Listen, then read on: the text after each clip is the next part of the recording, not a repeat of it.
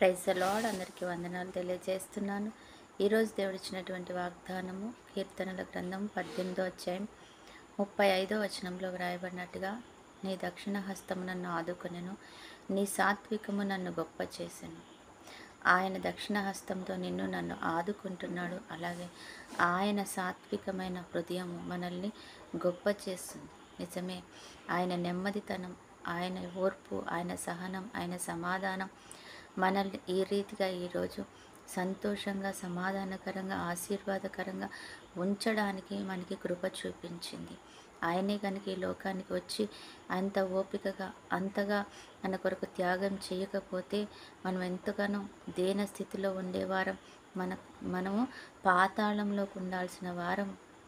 ఈరోజు మనల్ని ఆయన గొప్ప చేసి ఆయన యొక్క కుడి పార్శ్వన పరలోకంలో ఆయన చెంత ఉండే రీతిగా మనకి హెచ్చింపునిచ్చింది కదా.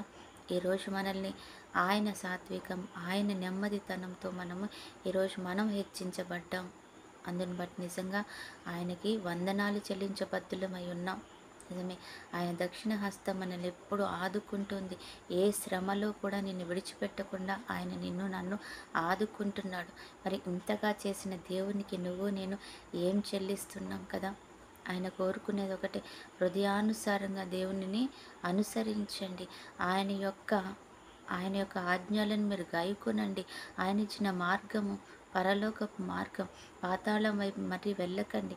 ఆయన చేసిన త్యాగాన్ని మనము వృధా చేసుకోకుండా మనం మరలా తిరిగి ఆయన మనల్ని కడుక్కుని మన మార్గాన్ని సరిచేసినప్పటికీ కూడా సాతాను మార్గంలోకి వెళ్ళి మన జీవితాన్ని, ఆయన త్యాగాన్ని వ్యర్థము చేసుకోవద్దు అని దేవుడు అంటున్నాడు అనమాట.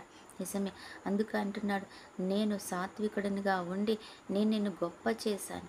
ఆయన తండ్రి కుడి పార్శ్వమున నేను కూర్చోడానికి ఆయన తనకి కృపనిచ్చాడు. తన కృప ద్వారా మనల్ని ఆ ప్రదేశాన్ని మనకిచ్చాడు. ఆయన స్థానాన్ని మనకిచ్చాడు. మనం దాన్ని పోగొట్టుకోవద్దు అంటున్నాడు దేవుడు అనమాట. సాత్వికమైన హృదయము మనల్ని హెచ్చింపచేస్తుంది. సాత్వికమైన హృదయం మనం ఈ భూమిని స్వతంత్రించుకునేలాగా చేస్తుంది.